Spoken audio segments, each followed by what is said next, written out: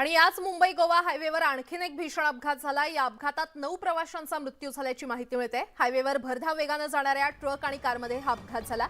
या अपघातात काही प्रवाशांचा मृत्यू झाल्याची भीती व्यक्त केली जाते आणि ही कार मुंबईवरून खेडला जात होती आणि यावेळी हा अपघात झालेला आहे।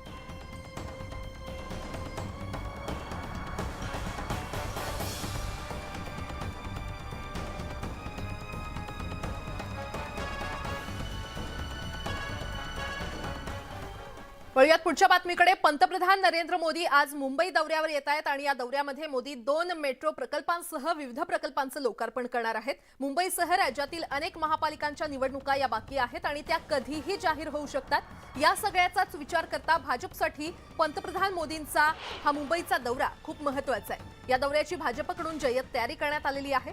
पंतप्रधान नरेंद्र मोदींची मुंबईतील बीकेसीच्या MMRDA मैदानावर जाहीर सभा देखील पार पडणार आहे। आता या सभेमध्ये पंतप्रधान नरेंद्र मोदी मुंबई महापालिका निवडणुकीच्या प्रचाराचा एक प्रकारे शुभारंभच करणार आहेत आणि या सभेतून उद्धव ठाकरे आणि महाविकास आघाडीवर पंतप्रधान नरेंद्र मोदी कसा निशाणा साधतात हे पाहणं महत्त्वाचं ठरणार आहे। दरम्यान पंतप्रधान नरेंद्र मोदी यांच्या मुंबई दौऱ्याच्या पार्श्वभूमीवर मुंबई पोलिसांचा 900 अधिकाऱ्यांसह 4500 पोलिसांचा फौजफाटा तैनात करण्यात आलाय।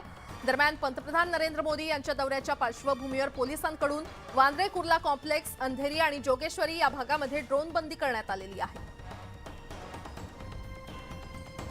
मुंबई दौऱ्यामध्ये पंतप्रधान मोदींच्या हस्ते होणाऱ्या उद्घाटन आणि लोकार्पणांच्या कामावर आपण ग्राफिक्सच्या माध्यमातून एक नजर टाकूया। 38,800 कोटी रुपयांच्या प्रकल्पांचं उद्घाटन आणि पायाभरणी पंतप्रधान नरेंद्र मोदी यांच्या हस्ते आज केली जाणार आहे।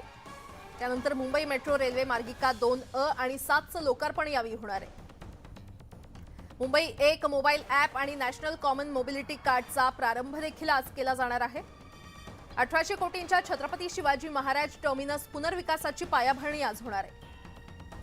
तसंच 400 किलोमीटर लांबीच्या रस्त्यांचं काँक्रिटीकरण प्रकल्प याचा देखील शुभारंभ आज पंतप्रधान नरेंद्र मोदी यांच्या हस्ते होणार आहे। तसंच 17,200 कोटींच्या 7 सांडपाणी प्रक्रिया केंद्रांची पायाभरणी आज केली जाणार आहे। 20 हिंदू हृदय सम्राट बाळासाहेब ठाकरे आपला दवाखान्याचं उद्घाटन आज मोदींच्या हस्ते होईल।